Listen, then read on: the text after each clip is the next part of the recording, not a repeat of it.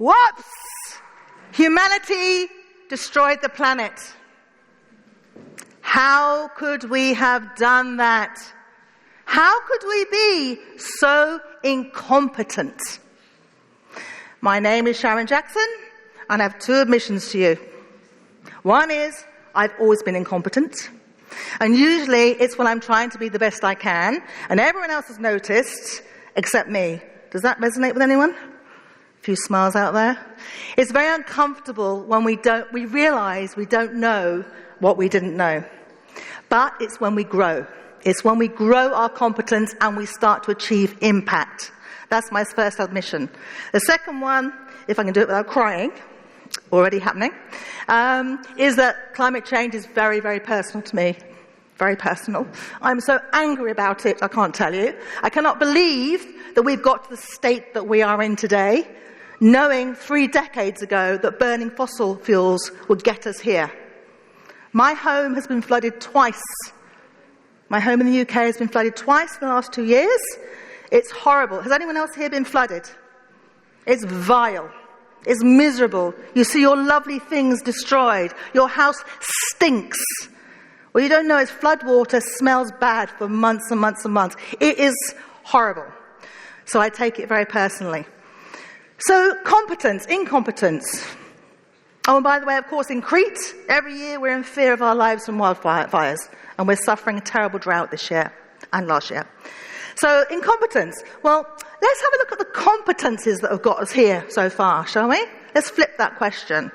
The competencies that have got us to where we are outdated business teaching and values. It's self-serving.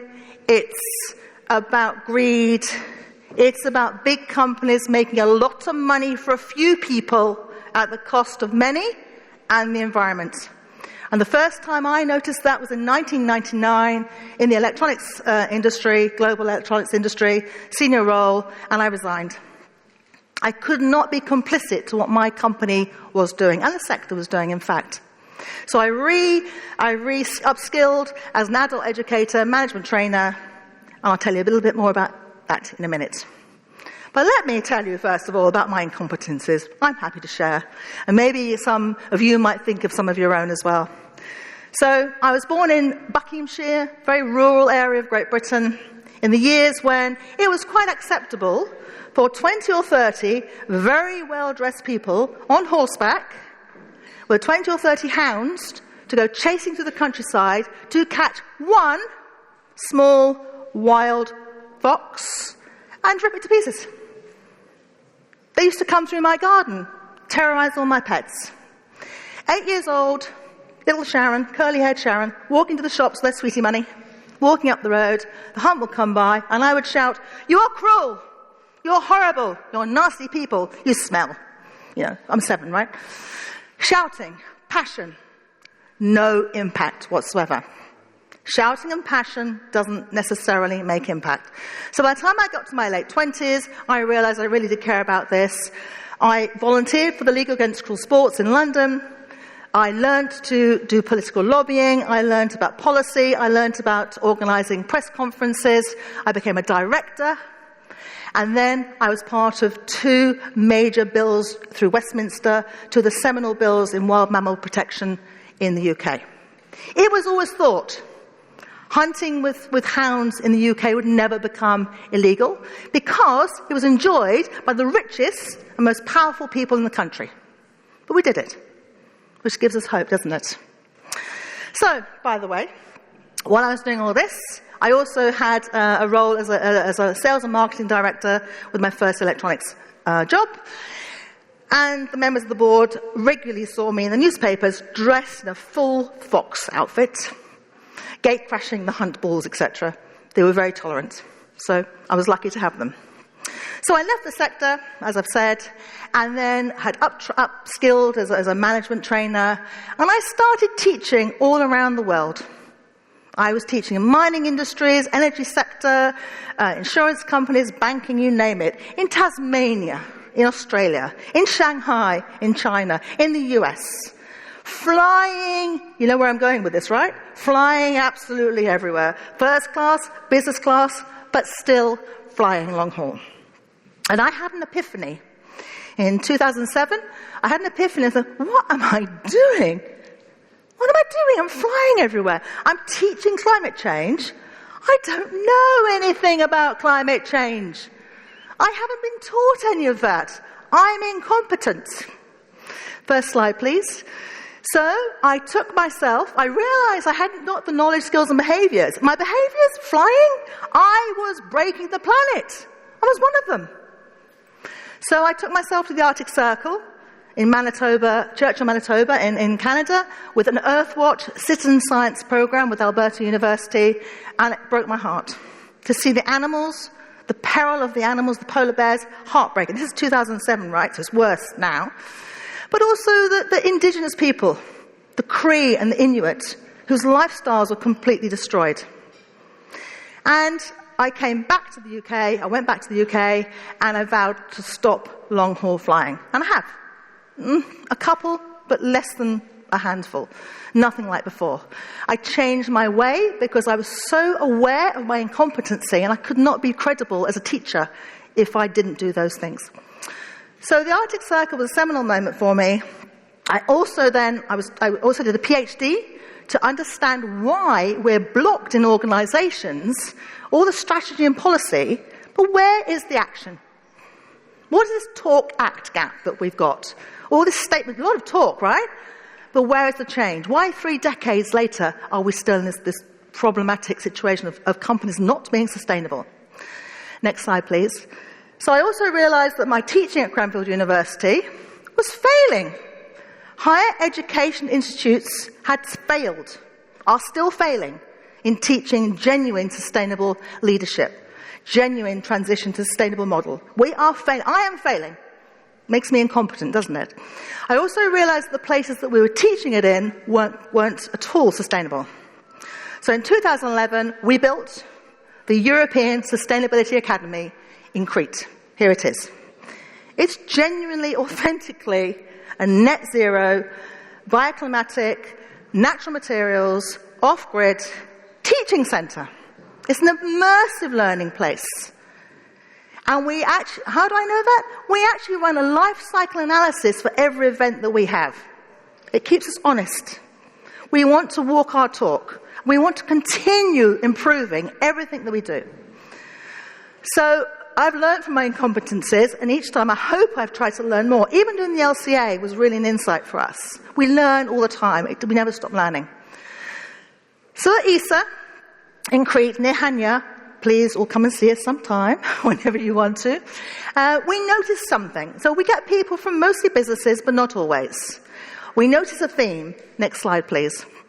The theme is that people very often start with unconsciously incompetent. Me as a 7-year-old shouting at the fox hunters, thinking they might stop just because I shouted at them. That's not uncommon for people. We don't know, because we sometimes think we're better than we really are. So the unconscious incompetence model is an old one. It goes back to the 60s, but still relevant. And you'll see it packaged in different ways today. So then we recognize that we need some competencies, new competencies, knowledge, skills, and behaviors. We go and get them. We try them out. We fall over a little bit. It feels uncomfortable. Then eventually, we become competent unconsciously. We just do it like riding a bike. In fact, it's very similar to riding a bike. So I'll give you an example of this that happened at our academy.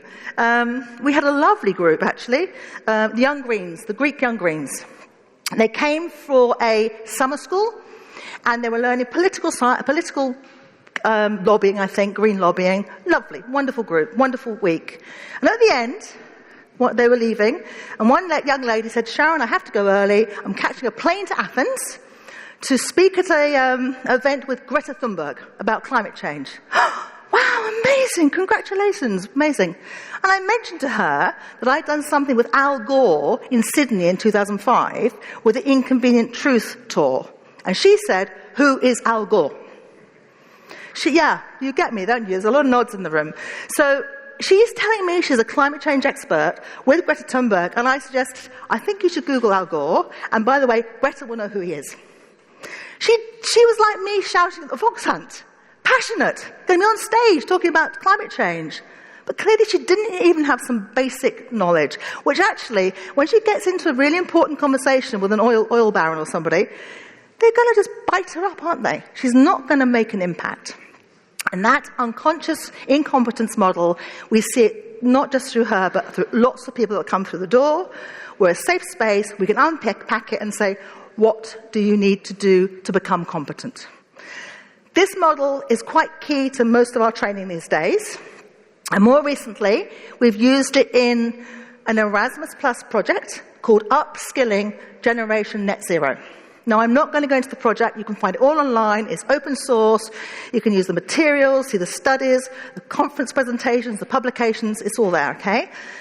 But I'm going to give you a snippet to where we are and how we need to fix it quickly. So why we did the Upskilling Generation Net Zero project, it's set in predominantly the Greek tourism sector, because the British Embassy wrote to me in 2023 and asked us to look at how the Greek strategy compared with what's happening. Guess what? Talk, act, gap. So we investigated. And some of the key quotes we've got, I'm going to read them off the screen because I want to make sure I say them right. We say we are doing it, sustainable tourism, in Crete, but we're not really. That was a hotel owner. They think they know what the terms mean, sustainability, net zero, because they've heard them, but they don't know what they mean, a tourism educator. This has shocked me. Most people in hospitality and tourism have no management or business training. What? Really? Then how can they possibly take us through a sustainability transition? And internally, a small hotel owner, internal stakeholders don't yet realise that skills gaps are even there. This is just last year. This is not 20 years ago. That's now. So we said, okay, how can we help you fix this? What do you need? They want horizon scanning skills. They want communication skills specifically to specific stakeholders. They want to know how to avoid greenwash. They want to measure carbon footprint. So SETE, the Tourism Confederation, did a study and found 60% of the respondents don't know how to measure their carbon footprint because they don't know how to measure it. Great, we can teach them. These things aren't difficult to teach, honestly. So the first thing is recognizing what is needed. But very importantly, they wanted to know how to create green business products and services. Next slide, please. Which was helpful, because in our study, we'd looked at other countries to see how they were approaching the sustainable tourism transition. And we found a massive rise in appy tourism. Does anyone here know what that is? Appy tourism is a tourist experience which is environmentally friendly, economically viable, and it's based around bees and honey. Isn't that wonderful? Lots of countries doing it. Greece is just starting to do it. So through finding this appy tourism theme, we decided to incorporate it in all of our teaching frameworks because we can learn a lot from bees. Number one priority of bees, protect the hive. They have their roles, they have their skills, they work together to protect their hive. Our hive is on fire, ladies and gentlemen. It's on fire, and we are not protecting it. We're not doing enough to protect it. The other point of this framework is biodiversity. In our study for this project, in Greece, people didn't even notice biodiversity, didn't think it was important, and therefore why on earth are we going to protect it? We can learn a lot from bees. So, next slide, please. Final slide, please. To close with something positive. We can learn a lot from bees. And we can learn a lot if we notice where we need new competencies. Wouldn't this be lovely? Wouldn't this be lovely as a horizon scanning headline? And how did humanity fix this? How did we make good what we've done? Well, the first thing is notice where we're going wrong and make, as Ray Anderson would say, a mid-course correction. Get upskilled, do more, individually, help each other to be more skilled. And as my profession, as educators, we have got to do better. We just aren't doing what we should be doing. We are not training people properly. The tourism sector is just one example. I don't want to pick on them, but these people are asking to be trained. We have to do better. We have to collaborate, and maybe one day we'll see this in the newspapers. Thank you for listening to me.